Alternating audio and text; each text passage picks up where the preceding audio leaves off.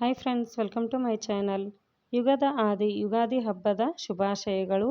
ಈ ಒಂದು ವರ್ಷ ನಿಮ್ಮೆಲ್ಲರ ಬದುಕಲ್ಲಿ ಹೆಚ್ಚೆಚ್ಚು ಖುಷಿ ಹಾಗೆ ಒಳ್ಳೊಳ್ಳೆ ಸರ್ಪ್ರೈಸ್ಗಳನ್ನು ತರಲಿ ಅಂತ ಹಾರೈಸ್ತಾ ಇವತ್ತಿನ ನನ್ನ ದಿನ ಹೇಗಿತ್ತು ಅಂತ ಅನ್ನೋದನ್ನು ನಿಮ್ಮ ಜೊತೆ ಶೇರ್ ಮಾಡ್ಕೊಳ್ತಾ ಇದ್ದೀನಿ.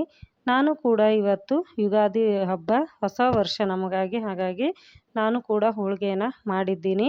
ಇವತ್ತಿನ ರೆಸಿಪಿಯನ್ನು ನಾನು ನಿಮ್ಮ ಜೊತೆ ಶೇರ್ ಮಾಡ್ಕೊಳ್ತಾ ಇಲ್ಲ, ಆದರೆ ನನ್ನ ಚಾನಲ್ ಮೇಲೆ ಆಲ್ರೆಡಿ ನಾನು ಹೋಳಿಗೆ ಮಾಡುವ ಲಾಂಗ್ ವಿಡಿಯೋನ ನಿಮ್ಮ ಜೊತೆ ಶೇರ್ ಮಾಡ್ಕೊಂಡಿದ್ದೀನಿ. ಇನ್ನೂ ನೋಡಿಲ್ಲ ಅಂತಂದರೆ ನೀವು ನೋಡಬಹುದು. ವಿಡಿಯೋ ಸ್ವಲ್ಪನಾದರೂ ಇಷ್ಟ ಆಗ್ತಾ ಇದೆ ಅಂದರೆ ಲೈಕ್ ಮಾಡಬಹುದು. ನೀವು ಲೈಕ್ ಮಾಡೋದ್ರಿಂದ ನಮಗೆ ಮುಂದಿನ ವಿಡಿಯೋ ಮಾಡೋದಕ್ಕೆ ತುಂಬಾ ಹೆಲ್ಪ್ ಆಗುತ್ತೆ. ಹೋಳಿಗೆ ಕೂಡ ತುಂಬ ಚೆನ್ನಾಗಿ ಬಂದಿದೆ, ನೋಡ್ತಾ ಇದ್ದೀರಾ.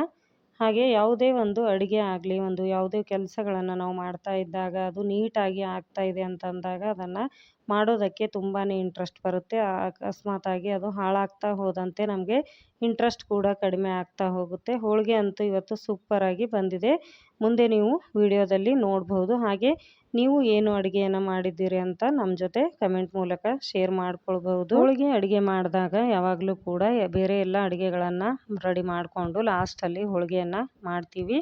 ನೀವು ಕೂಡ ಇದೇ ಥರ ಮಾಡ್ತೀರಾ ಅಂತ ಅಂದ್ಕೊಳ್ತೀನಿ. ಪೂಜೆ ಎಲ್ಲ ಮುಗಿದಿದೆ. ಇವಾಗ ಹೋಳಿಗೆಯನ್ನು ಮಾಡಿಕೊಂಡು ನೈವೇದ್ಯಕ್ಕೆ ರೆಡಿ ಮಾಡ್ಕೊಳ್ಬೇಕು. ನೈವೇದ್ಯಕ್ಕೆಲ್ಲ ರೆಡಿ ಮಾಡಿ ನನ್ನ ಮಗ ಮತ್ತು ಮನೆಯವರು ದೇವಸ್ಥಾನಕ್ಕೆ ಹೋದರು. ಅವ್ರಿಗೆ ನೈವೇದ್ಯವನ್ನು ರೆಡಿ ಮಾಡಿಕೊಟ್ಟೆ ನಾನು. ಅದಾದ ನಂತರ ಇಲ್ಲಿ ಊಟಕ್ಕಾಗಿ ನಾನು ಹೋಳಿಗೆಯನ್ನು ರೆಡಿ ಮಾಡ್ತಾ ಇದ್ದೀನಿ. ಇವಾಗ ಹೋಳಿಗೆ ಎಲ್ಲ ರೆಡಿ ಮಾಡಿಕೊಂಡು ಊಟ ಮಾಡಬೇಕು. ಹೋಳಿಗೆ ಮಾಡೋದು ಕೂಡ ಇವಾಗ ಮುಗೀತು. ಈಗ ತಾನೇ ನನ್ನ ಮಗ ಕೂಡ ದೇವಸ್ಥಾನಕ್ಕೆ ಹೋಗಿ ಬಂದು. ಹಾಗೆ ಕೆಲವೊಬ್ಬರು ಮಕ್ಕಳು ಬಂದು ಆಶೀರ್ವಾದ ತಗೋಬೇಕು ಅಂತಂದಾಗ ಬೇಡ ಬೇಡ ಇರಲಿ ಬಿಡು ಅಂತ ಕಾಲೇ ಕೊಡೋದಿಲ್ಲ. ಆ ಥರ ಮಾಡೋದಕ್ಕೆ ಹೋಗಬೇಡಿ, ಮುಂದೆ ಅದೇ ರೂಢಿ ಆಗೋಗುತ್ತೆ. ನಮ್ಮ ತಾಯಿ ಕಾಲೇ ಕೊಡೋದಿಲ್ಲ ಆಶೀರ್ವಾದ ತಗೊಳ್ಳೋದಕ್ಕೆ ಅಂತಂದ್ಬಿಟ್ಟು. ಹಾಗೆ ಏನಾದರೂ ತಿನ್ನೋದಕ್ಕೆ ಕೊಡ್ತಾ ಇದ್ದರೂ ಕೂಡ ಅದನ್ನು ಬೇಡ ಬೇಡ ಅಂತ ಹೇಳೋದಕ್ಕೆ ಹೋಗಬೇಡಿ. ಸ್ವಲ್ಪನಾದರೂ ಅದನ್ನು ಟೇಸ್ಟ್ ನೋಡ್ತಾ ಹೋಗಿ.